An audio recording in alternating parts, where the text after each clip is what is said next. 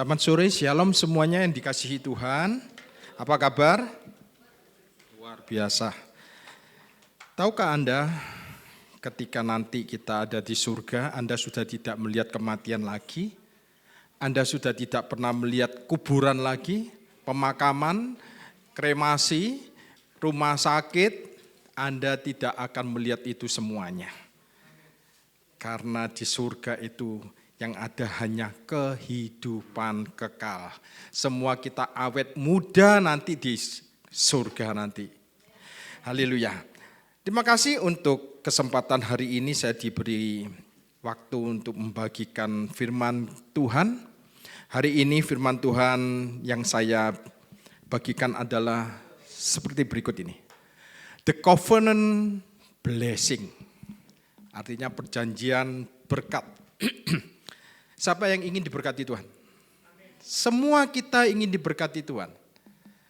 Jangan pernah anti dengan berkat. Ya, nanti kita akan mendengar bersama-sama. Firman Tuhan hari ini saya buka dengan sebuah surat pribadi dari Rasul Yohanes kepada Gayus yang kekasih. Kita tahu bahwa Yohanes adalah murid Yesus yang paling merasa dia dikasih oleh Tuhannya, yaitu Yesus Kristus. Dia selalu membanggakan kasih Tuhan kepada dirinya, bukan kasihnya kepada Tuhan. Rasul Yohanes adalah rasul yang pernah mendengar detak jantung Tuhan.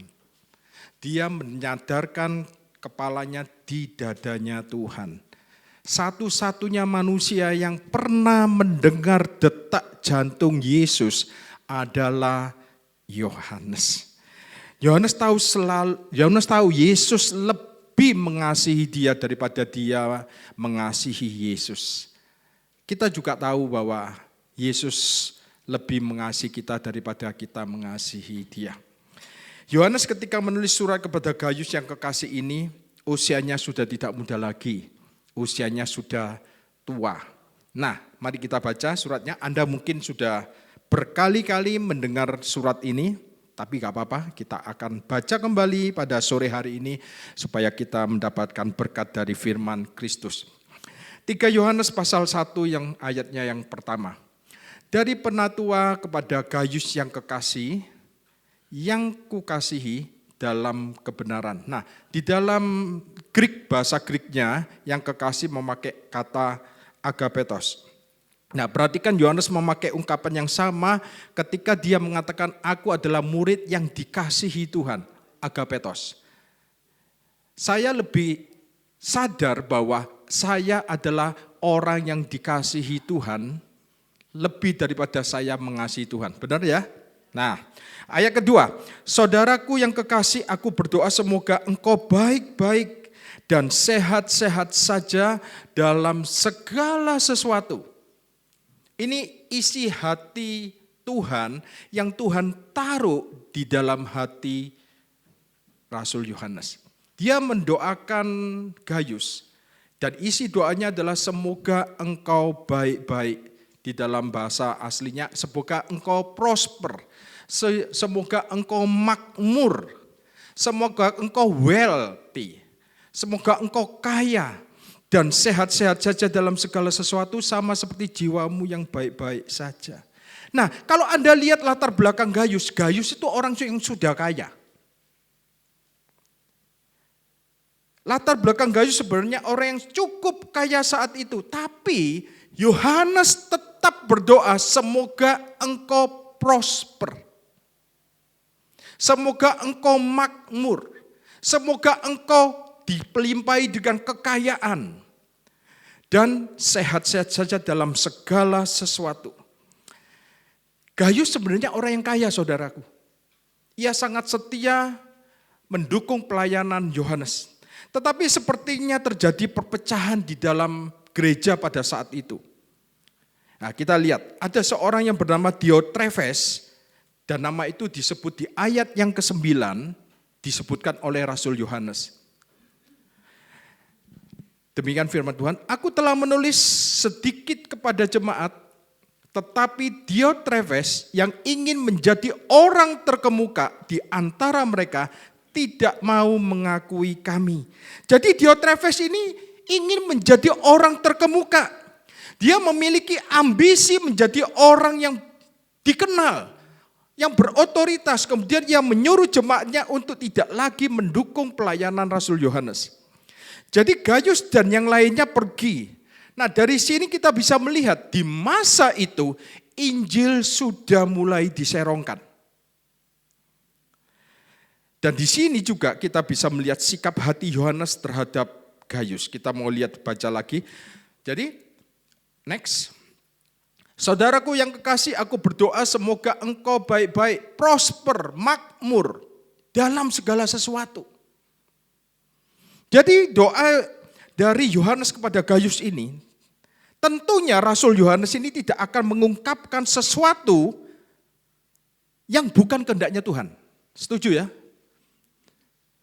Yohanes mendoakan seperti itu, berarti itu juga kehendak Tuhan supaya si Gaius ini selalu prosper dalam segala sesuatu. Saya berdoa kita semua jemaat NCC selalu prosper, selalu makmur, selalu diberkati, selalu sejahtera di segala sesuatunya. Dalam segala sesuatu diberkati. Ya. Jadi saya percaya ini adalah isi hatinya Tuhan. Bahwa saudara dan saya, Tuhan ingin Anda prosper, makmur dalam segala sesuatu. Dan tubuh Anda sehat. Jadi ada dua, makmur dan sehat. Oleh sebab itu Tuhan memakai Yohanes untuk mengungkapkan keinginannya bagi kita semua sore hari ini. Nah, perhatikan kata baik-baik atau prosper di sini. Prosper atau makmur di sini tidak dibatasi satu atau dua area. Ya, tapi segala sesuatu, bukan hanya semoga engkau baik-baik saja di dalam perjalananmu nanti ke holiday. Enggak. Semoga engkau baik-baik saja dari karaktermu. Enggak. Tapi dari segala sesuatu termasuk keuangan saudara. Termasuk keadaan ekonomi saudara. Amin. Nah, kata prosper di sini juga digunakan di 1 Korintus pasal 16. Mari kita buka. 1 Korintus pasal 16 ayat yang pertama. Dikatakan demikian. Tentang pengumpulan uang bagi orang-orang kudus. Hendaklah kamu berbuat sesuai dengan petunjuk-petunjuk yang kuberikan kepada jemaat-jemaat di Galatia. Jadi ini tulisannya Rasul Paulus yang berkata kepada jemaat di Korintus. Ya, tentang apa? Tentang pengumpulan uang bagi orang-orang kudus, bagi mendukung pekerjaan orang-orang kudus. Hendaklah kamu berbuat sesuai dengan petunjuk-petunjuk yang kuberikan kepada jemaat-jemaat di Galatia. Next. Pada hari pertama, dari tiap-tiap minggu, hendaklah kamu masing-masing sesuai dengan apa yang kamu peroleh, menyisihkan sesuatu dan menyimpannya di rumah. Supaya jangan pengumpulan itu baru diadakan kalau aku sudah datang.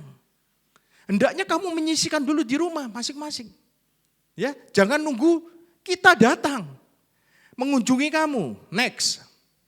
Pada hari pertama dari tiap-tiap minggu, hendaklah kamu masing-masing menyisihkan sesuatu dan menyimpannya di rumah sebagaimana Tuhan memakmurkannya. Jadi, Paulus sedang mengingatkan kepada jemaat, kamu kumpulkan untuk mendukung pekerjaan gereja Tuhan. Sebagaimana Tuhan sudah memberkati kamu. Jadi Tuhan memberkati kita dengan keuangan kita punya tujuan. Yaitu untuk mendukung pelayanan orang-orang kudus di saat itu. Nah, di masa sekarang, saudara diberkati Tuhan oleh karena kasih karunia-Nya. Semua karena anugerahnya. Ya, saya percaya pekerjaannya Pastor Lili, Juan, semuanya berhasil karena bukan kekuatan mereka. Bukan karena kepintarannya Juan. Bukan karena pengalamannya Juan. Tapi semua semata-mata karena anugerahnya. Karena kemurahannya. Ya, karena Tuhan yang memakmurkan. Saudara semua.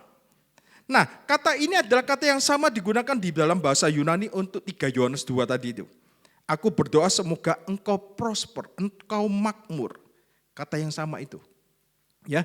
Jadi prosper di sini dipakai oleh Yohanes dalam segala sesuatu. Artinya di semua area isi hati Tuhan itu menjadikan saudara makmur dalam segala sesuatu. Nah, dan juga sehat-sehat tubuh Anda. Nah, lalu bagaimana Anda memperoleh jiwa yang sehat ini? Bagaimana kita bisa memperoleh jiwa yang sehat? Melalui firman Tuhan. Melalui firman Tuhanlah Anda orang percaya akan memiliki jiwa yang sehat. Memiliki karakter yang sehat, memiliki pikiran yang sehat melalui firman Tuhan. Bukan berarti kita sempurna loh ya. Sekalipun Anda belum sempurna, Anda harus dibasuh terus oleh firman Tuhan. Pikiran saudara yang dibasuh. Ya. Bukan berarti kita harus menjaga kekudusan. Kita harus hidup suci. Lalu Tuhan berkata, oh jiwamu sehat-sehat saja. Enggak. Setiap minggu saudara di tempat ini selalu disegarkan, selalu dibasuh oleh firman Kristus. Dan saya senang di tempat ini selalu yang diberitakan adalah tentang kasih karunia. In this place you see grace. Berapa minggu yang lalu, Juan juga memberitakan tentang bagaimana ketika Tuhan mau menghukum Sodom Gomora, Tuhan tuh masih punya hati untuk mereka yang ada di Sodom Gomora. Bagaimana juga ketika Hagar diusir, Tuhan masih punya hati untuk Hagar. Jadi Tuhan itu adalah Tuhan yang penuh kasih karunia. Kembali lagi ke cerita ini. Jadi jiwa yang sehat sebenarnya adalah ketika saudara dibasuh oleh firman Tuhan. Penting itu saudara. Ya, supaya Anda berbuah 30, 60, 100 kali lipat. Nah, kita semua pasti ingin berbuah maksimal, betul enggak? Semua kita ingin enggak berbuah 30 aja dah, 60 aja. Kita kepingin berbuah maksimal 100 kali lipat. Biarlah yang berbuah, yang sudah berbuah dibersihkan supaya lebih berbuah lagi. Itu tentang ranting-ranting. Kita adalah ranting-rantingnya. Ya, Tuhan berkata, engkaulah ranting, akulah pokok anggur dan engkaulah ranting. Kalau engkau sudah berbuah, aku akan bersihkan supaya engkau lebih berbuah lagi. Nah, kembali lagi, jadi Paulus berkata, jiwamu sehat karena engkau sekarang adalah kebenaran Tuhan di dalam Kristus Yesus. Jadi ketika, seperti tadi Pastor Lili mengatakan, ketika Tuhan melihat kita sekarang, Tuhan gak melihat diri kita, Tuhan melihat Yesus anaknya yang ada di dalam kita. Dan kita ada di dalam dia. Tuhan melihat Anda sekarang benar. Tuhan melihat Anda sekarang kudus. Tuhan melihat Anda tidak bercela di dalam Kristus. Kristus benar, Anda benar. Kristus kudus, Anda kudus. As Jesus is, so are we in this world. Kristus sehat, Anda sehat. Kristus tidak kekurangan, Anda juga tidak kekurangan. Kristus penuh dengan kemakmuran, Anda juga penuh dengan kemakmuran. Jadi ketika Tuhan melihat saudara hari ini, Anda harus tahu, punya sikap bahwa aku sama seperti Yesus. Itulah yang disebut bagaimana iman kita. Seperti itulah Tuhan melihat saudara, meskipun perilaku saudara belum sempurna. Nah, itu adalah proses kehidupan kita, perjalanan hidup kekristenan. Jadi jangan pernah menilai posisi saudara dengan perilaku Anda. Sekali lagi, jangan pernah menilai posisi Anda dengan perilaku Anda. Tapi nilailah perilaku Anda dari posisi Anda. Apakah aku pantas melakukan ini? Karena posisi Anda sekarang sudah benar di dalam Kristus. Posisi Anda adalah orang kudus, orang yang sudah dibenarkan. Ya. Jadi posisi Anda harus Anda ketahui bahwa posisi Anda ini sudah adalah orang benar. Itulah posisi di mata Tuhan. Tapi banyak orang yang masih mengabaikan tentang posisi itu. Mereka berpikir perilaku kita yang penting untuk diukur. Perbuatan kita yang penting untuk diukur. Nah, ketika Anda menilai posisi Anda berdasarkan perilaku Anda, maka ketika Anda berperilaku yang tidak benar, maka apa yang terjadi? Saudara mengatakan, oh aku adalah orang berdosa. Oh aku adalah orang yang, Anda merasa berdosa. Anda merasa bukan orang benar. Saudara tidak bisa berdoa dalam roh dan kebenaran. Anda gak bisa memuji Tuhan di dalam roh dan kebenaran. Anda tidak bisa menghampiri Tuhan dengan keberanian dan dengan iman. Karena apa? Karena perilaku Anda telah mempengaruhi posisi Anda. Harusnya sebaliknya, yang benar adalah, tampilkan screen, Tuhan ingin posisi Anda di hadapan Tuhan akan mempengaruhi perilaku Anda. Saya sering berdebat sama orang-orang yang masih fokus dengan perbuatan. Memang masuk akal, tapi mereka lupa bahwa mereka lupa terhadap posisi mereka sekarang. Nah, Tuhan ingin Anda mengetahui posisi Anda yang benar. Dan ketika Anda mengetahui bahwa posisi aku ini bagaimana di hadapan Tuhan, itu akan mempengaruhi perilaku Anda. Itu akan mempengaruhi hidup saudara. Ketika di dalam pernikahan, di dalam mendidik anak, di dalam apapun juga, itu akan mempengaruhi. Dan saya saksinya, dan saya adalah pelakunya.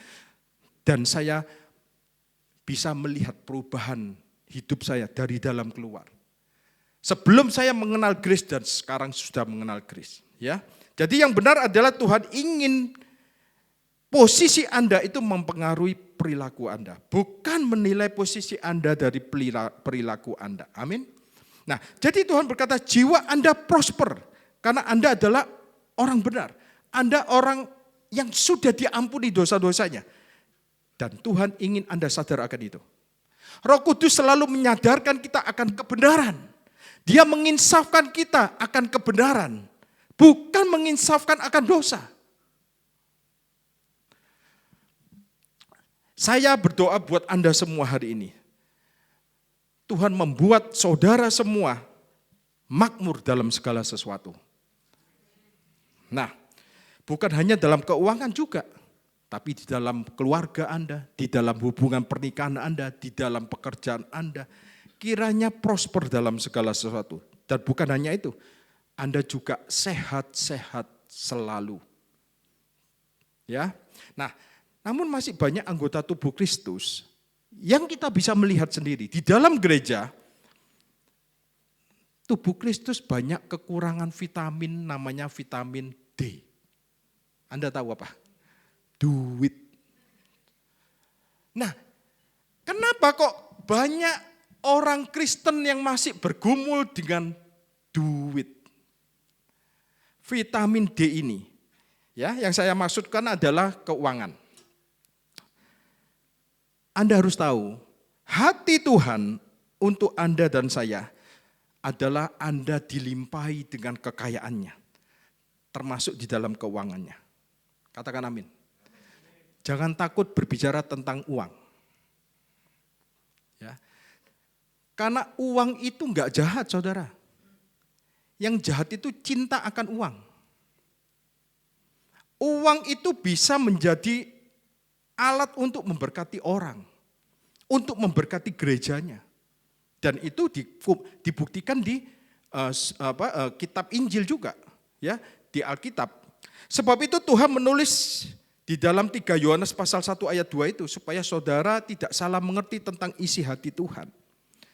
Tuhan ingin saudara dan saya makmur dalam segala sesuatu dan sehat-sehat saja. Kalau Anda gak makmur, Anda tidak berlebihan. Anda tahu gak, kemiskinan itu adalah sesuatu keadaan yang dimana kita kekurangan. Betul ya? Kita gak bisa bantu orang. Kita gak punya kelebihan sehingga kita gak bisa menolong orang. Anda tahu gak, kemiskinan itu adalah sebuah kutuk. Bukankah kutuk sudah ditanggung oleh Yesus Kristus? Ya, oleh sebab itu kita semuanya harus mengerti apa karya Yesus Kristus di atas kayu salib itu. Dia bukan hanya menanggung semua dosa-dosa kita. Dia rela menjadi miskin meskipun dia kaya. Tuhan ingin Anda dipenuhi dengan kemakmuran, dipenuhi dengan prosperity. Tidak peduli berapa level kemakmuran saudara hari ini. Tidak peduli berapa aset Anda yang Anda miliki hari ini. Tapi saya percaya Tuhan ingin membawa Anda semakin increase, semakin naik dan semakin naik, semakin diberkati Tuhan di dalam pekerjaan saudara. Diberkati Tuhan dalam ekonomi saudara. Tuhan ingin membawa Anda terus maju, bukan mundur. Tuhan ingin membawa Anda terus naik, bukan turun.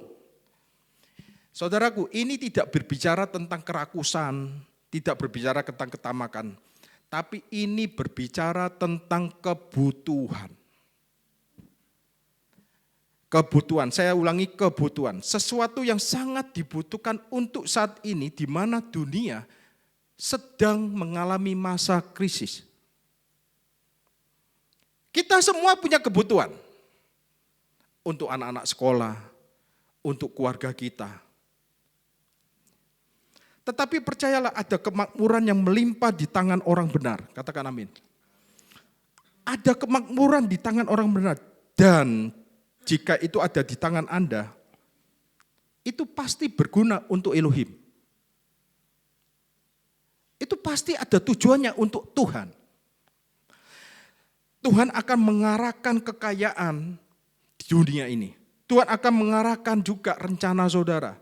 Tuhan akan mengarahkan langkah saudara. Dan ingat, Tuhan memiliki otoritas atas uang. Uang itu bisa diperintah sama Tuhan. Semua yang ada di dunia ini milik Tuhan soalnya. Ya. Dan semua kekayaan ini milik Tuhan. Namun dia memberikannya kepada manusia. Jadi saat Tuhan memberikannya kepada manusia, dia tidak akan melanggar hukumnya sendiri. Artinya apa? Ia tidak akan melanggar ketetapan-ketetapannya. Hati Tuhan ingin uang itu datang di tangan orang benar. Bukan datang di tangan orang yang tidak benar. Jadi hati Tuhan ingin uang itu ada di tangan orang benar. Bukan di tangan orang jahat. Karena Tuhan yang memiliki otoritas atas segalanya. Itulah hati Tuhan, itulah hati Bapa untuk kita anak-anaknya. Dan Tuhan sudah melakukan bagiannya. Tuhan sudah menyelesaikan semuanya bagi kita semua. Supaya kita dapat menerima berkat-berkatnya. Dan hari ini ketika saudara mengerti pewahyuan ini, itu akan menolong Anda untuk increase, untuk meningkat di dalam keuangan saudara. Jadi bagaimana saudara menolong seseorang? Bagaimana saudara bisa memberkati seseorang? Pertama, Anda bisa memberkati dengan memberikan kepada mereka firman Tuhan yang bersifat kekal. Firman Tuhan. Ketika Anda memberikan firman Tuhan, Anda bukan memberikan ikan, tapi Anda memberikan pancingnya, bukan ikannya. Jadi firman Tuhan akan menolong Anda untuk mengerti apa isi hati Tuhan. Itu lebih dulu. Itu yang penting. Ya, firman Tuhan itu yang harus tertanam di hati kita dulu. Firman Tuhan itu akan menolong saudara untuk mengerti apa yang Tuhan sudah kerjakan bagi kita. Dia sudah kerjakan 2000 tahun yang lalu. Firman Tuhan itu akan menolong untuk supaya Anda mengerti posisi Anda itu apa sekarang. Mengerti kuasa yang Tuhan sudah berikan kepada kita. Kita sudah punya kuasa. Jadi ketika Anda memiliki pewahyuan dari Tuhan, itu akan membawa Anda naik terus sampai ke puncak nanti. Firman Tuhanlah yang akan membawa saudara akan mengerti isi hati Tuhan. Jadi you must know God's heart and God's will. Melalui firman Tuhan Anda tahu isi hati Tuhan. Anda harus tahu isi hati Tuhan. Isi hati Tuhan itu untuk memberkati anak-anaknya.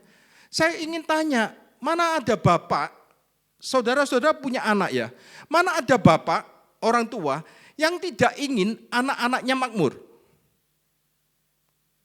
Kok diem semua? Ya, kita kepingin anak-anak kita nanti kelak makmur, prosper, dan menjadi berkat. Dan terutama untuk pelebaran kerajaan Allah. Untuk gerejanya. Ya. Jadi ketika Anda tahu kehendak Tuhan, Anda tidak akan berpikir, oh Tuhan itu ingin aku sakit, oh Tuhan itu ingin aku miskin. Enggak. Oh Tuhan itu ingin aku kekurangan. Enggak. Ya.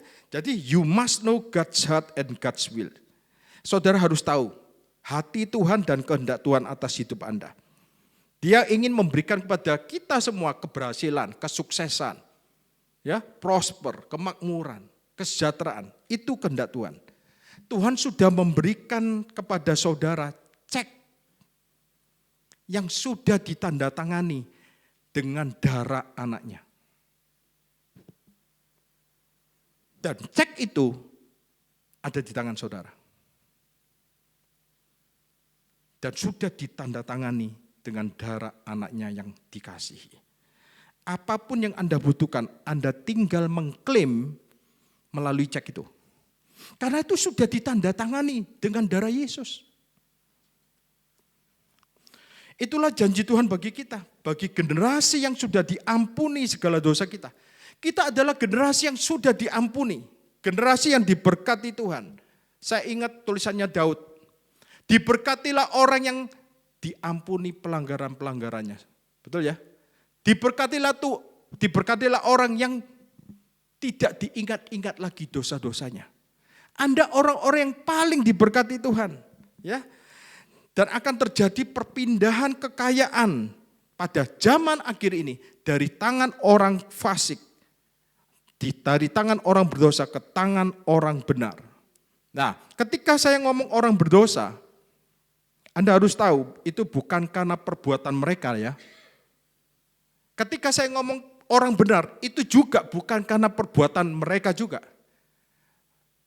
Ketika orang itu menjadi orang berdosa, disebut orang berdosa maksud saya, itu karena masih menolak Yesus, menolak anugerah Tuhan. Ya. Tapi karena kita orang benar, kita karena sudah menerima anugerah kebenaran yang kita terima dengan iman. Saudara semua adalah kebenaran Tuhan di dalam Kristus Yesus. Nah, mari kita mau melihat gereja mula-mula yang ada di dalam pelayanan kasih. Tuhan ingin Anda mempunyai seluruh kekayaan yang Yesus miliki. Itu isi hati Tuhan.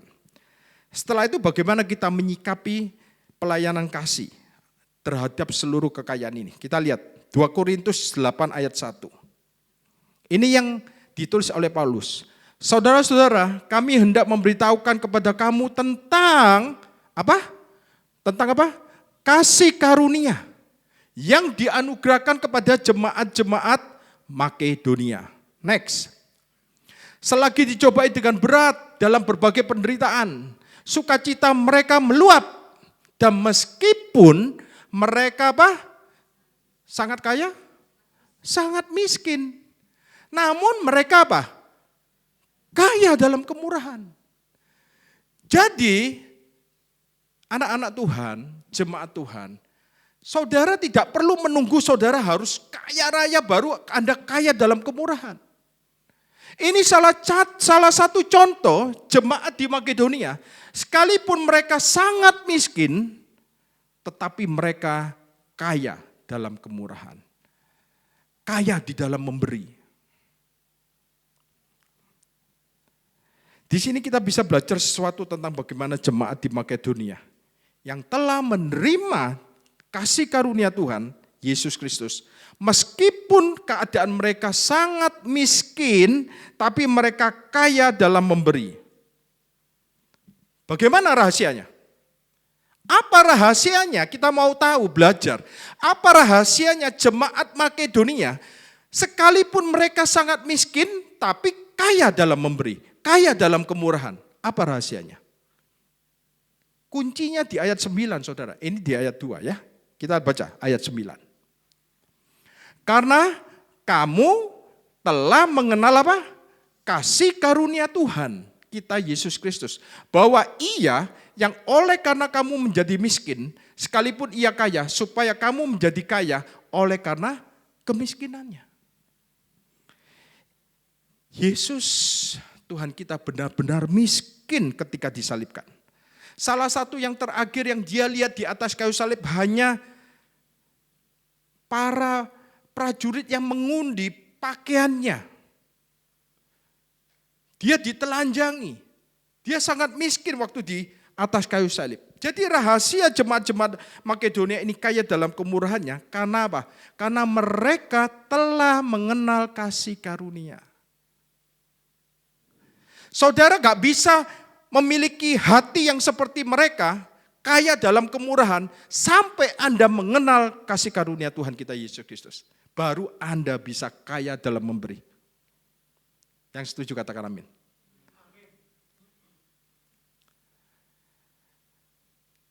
Anda belum mengenal kasih karunia Tuhan sampai Anda kaya dalam kemurahan. Sebab itulah mereka bisa memberi melampaui kemampuan mereka. Itu ayat firman Tuhan berkata seperti itu. Kita baca ayat 3. Aku bersaksi bahwa mereka telah memberikan menurut kemampuan mereka. Bahkan apa? Bahkan apa? Melampaui. Melampaui kemampuan mereka. Karena apa? Karena telah mengenal kasih karunia Tuhan kita Yesus Kristus. Harusnya generasi kasih karunia itu terlihat dari gaya hidup memberinya. Suka memberi. Terutama mendukung pelayanan kasih karunia. Sama seperti gereja mula-mula. Kemudian ayat 4. Dengan kerelaan sendiri. Bukan dipaksa, bukan ditakut-takuti.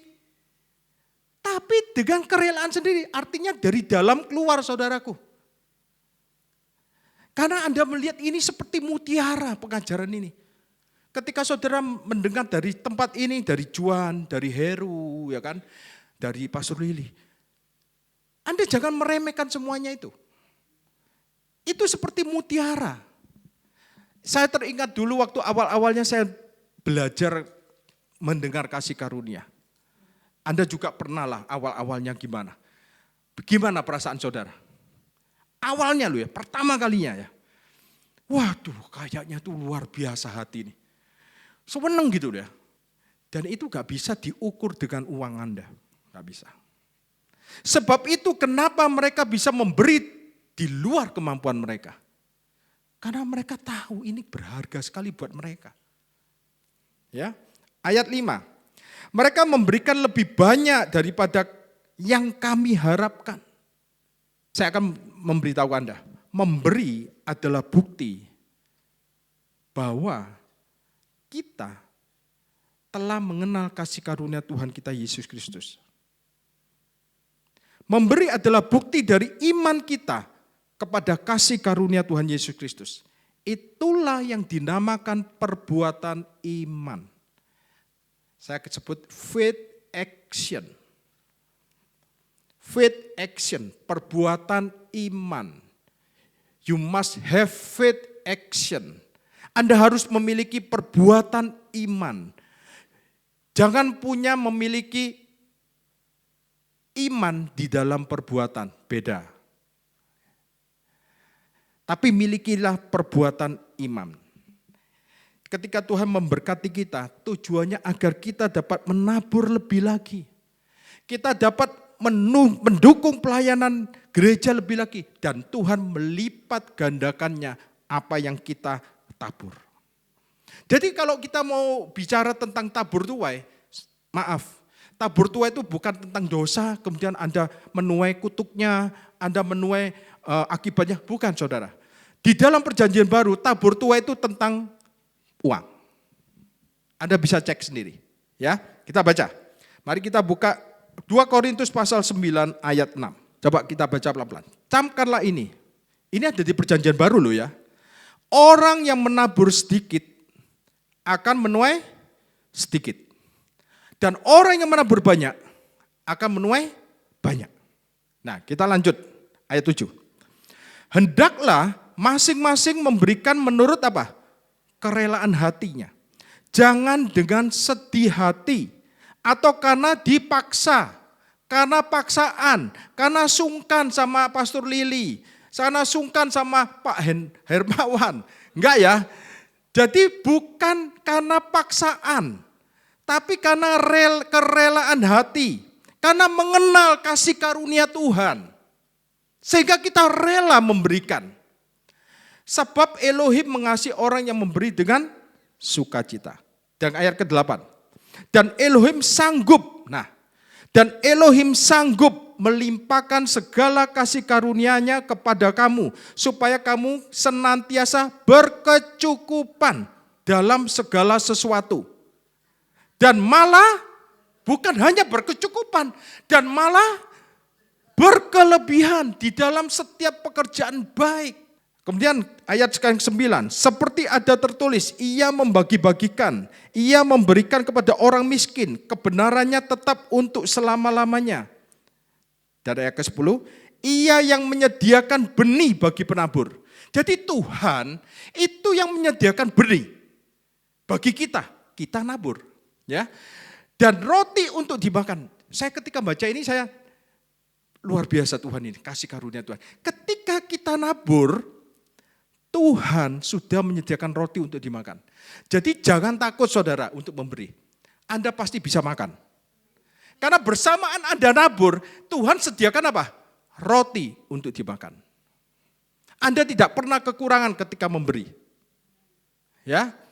Ia juga akan apa? Menyediakan benih bagi kamu dan apa? Melipat gandakannya.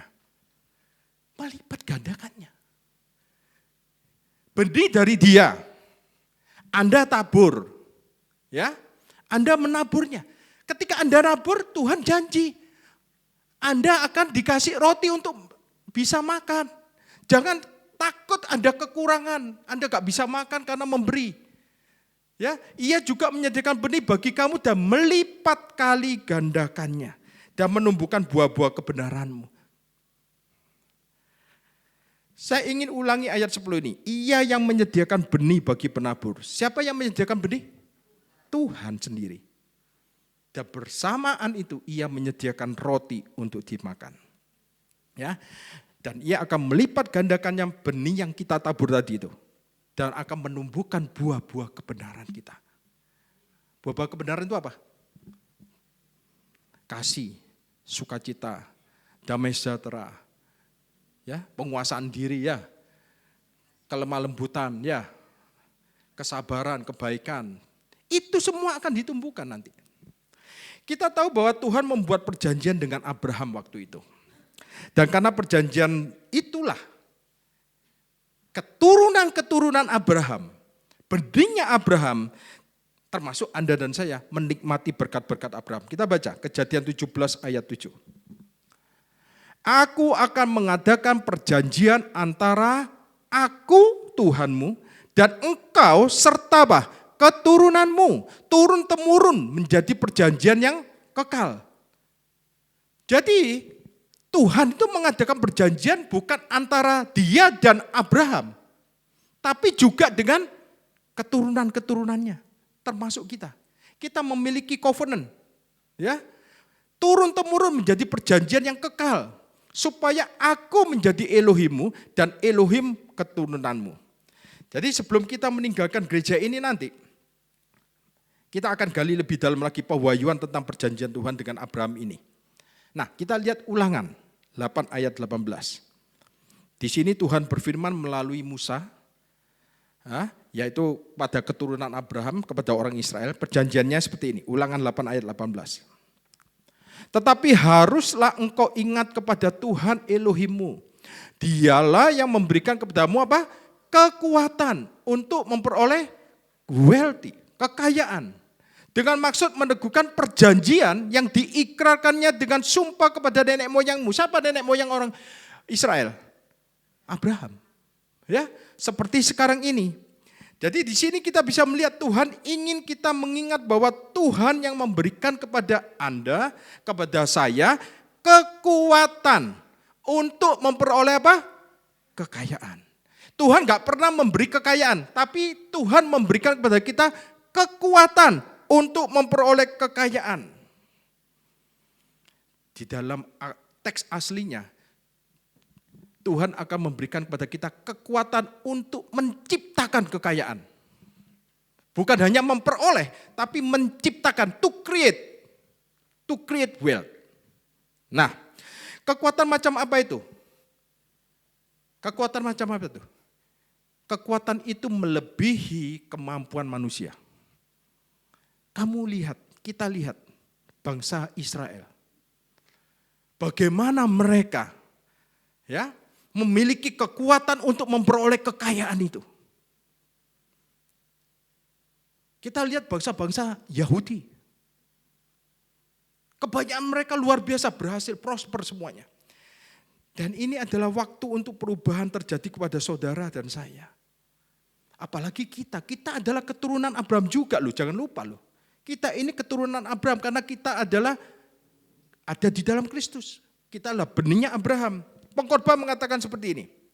Lagi aku melihat di bawah matahari bahwa kemenangan perlombaan bukan untuk yang cepat dan keunggulan perjuangan bukan untuk yang kuat, juga roti bukan untuk yang berhikmat, kekayaan bukan untuk orang yang cerdas, dan karunia bukan untuk yang cerdik cendekia. Karena waktu dan nasib dialami mereka semua. Nas ini ditulis oleh Salomo yang paling bijaksana yang pernah hidup di bumi.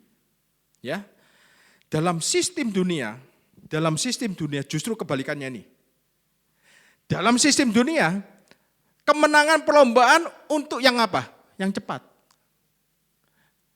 Keunggulan perjuangan untuk yang kuat.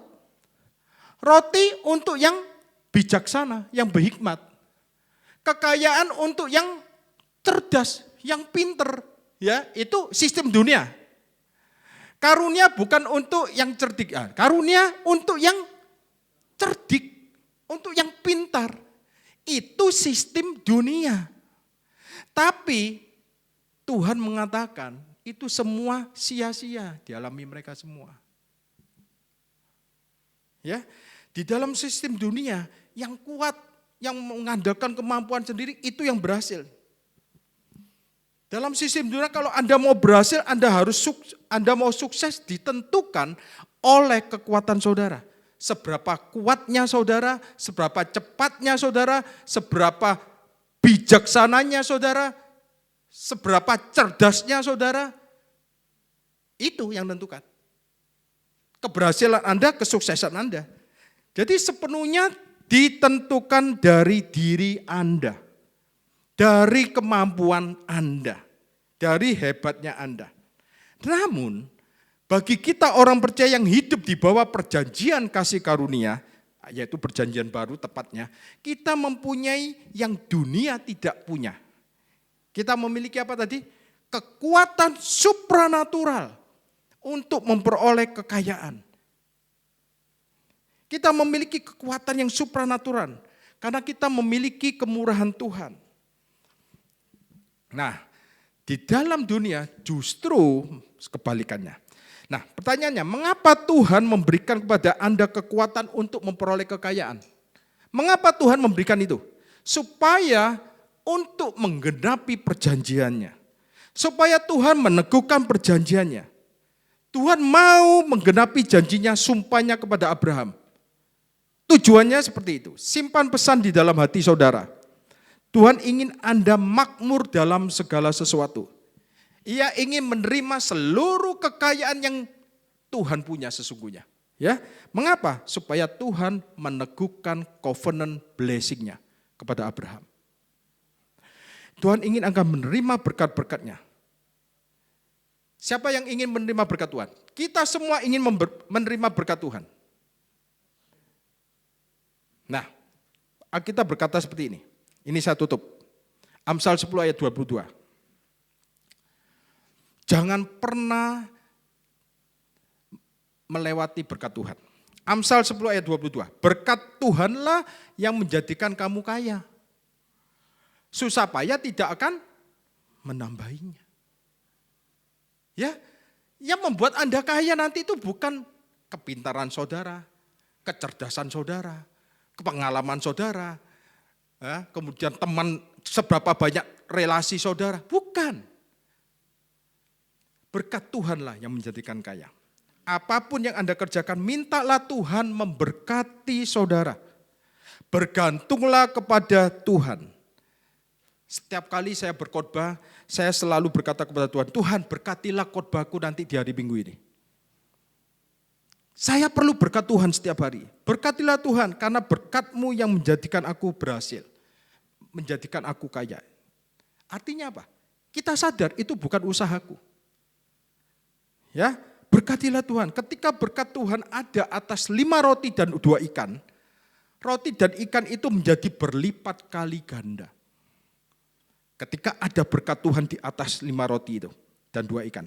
Dan ketika Tuhan memberkati kesehatan saudara, dengar baik-baik.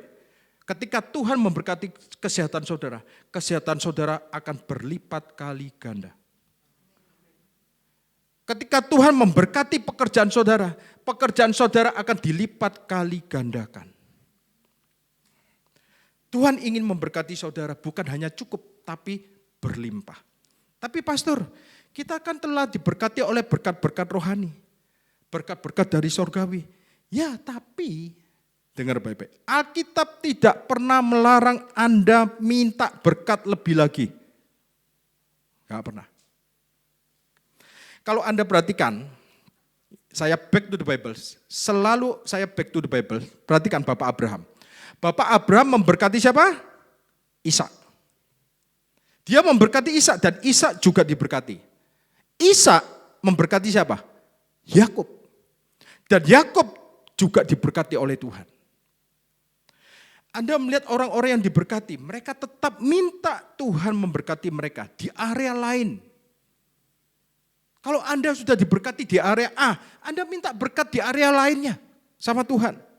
Kita perlu tahu mengapa Tuhan mau Anda meminta berkat dari Dia. Kalau Anda meminta berkat kepada Tuhan, itu artinya Anda sedang berkata kepada Tuhan, Tuhan, aku percaya kepada Engkau. Kalau Engkau tidak memberkati, maka ini tidak akan bernilai. Hanya berkat-Mu yang akan membuat ini bernilai. Hanya berkat-Mu ini yang membuat aku berhasil. Hanya dengan berkat-Mu ini akan menjadi lebih besar. Kalau engkau tidak memberkati Tuhan, ini tidak akan berhasil Tuhan. Jadi perlu kita sadari untuk minta berkat dari Tuhan. Sebab itu di setiap hari kita minta berkat Tuhan. Berkatilah pernikahanku, berkatilah anak-anakku, berkatilah pekerjaanku, berkatilah kesehatanku. Jadi jangan takut salah berdoa. Ya, Tuhan berkati aku, berkati proyekku, berkati pekerjaanku, berkati apa yang aku lakukan. Tuhan berkatilah tidurku juga. Supaya masa tidurku itu nyenyak. Jadi mintalah kepada Tuhan. Sebelum Anda berangkat tidur, berkatilah tidurku. Jadi mintalah kepada Tuhan untuk memberkati seluruh area hidup Anda. Dan terakhir saya mau katakan, mintalah supaya Anda menjadi berkat bagi kerajaannya. Bagi pekerjaan Injil. Mintalah supaya Anda menjadi saluran berkat untuk kerajaan Injilnya di bumi ini. Semua yang berkati katakan, amin. Mari kita berdoa. Tuhan, terima kasih untuk firman-Mu pada hari ini. Supaya kami mengerti isi hati-Mu lagi Tuhan. Kehendak-Mu di dalam hidup kami. Kami rindu Tuhan. Kau nyatakan, Kau manifestasikan di dalam kami ya Tuhan. Kami percaya kekuatan atau kuasa untuk memperoleh kekayaan itu sudah ada di dalam kami. Dan kami tinggal menggunakannya ya Tuhan. Tinggal kami menerimanya juga ya Tuhan. Terima kasih Tuhan. Untuk firman-Mu pada hari ini, hamba-Mu terbatas ya Tuhan untuk menyampaikan isi hati-Mu. Tapi kami percaya Roh Kudus yang ada di dalam umat-Mu ini ya Tuhan, akan lebih lagi memberikan pencerahan, memberikan pewahyuan lebih lagi. Supaya kami mengerti lebih lagi isi hati-Mu dan kehendak-Mu di dalam hidup kami. Semua yang diberkati Tuhan katakan, amin. God bless you.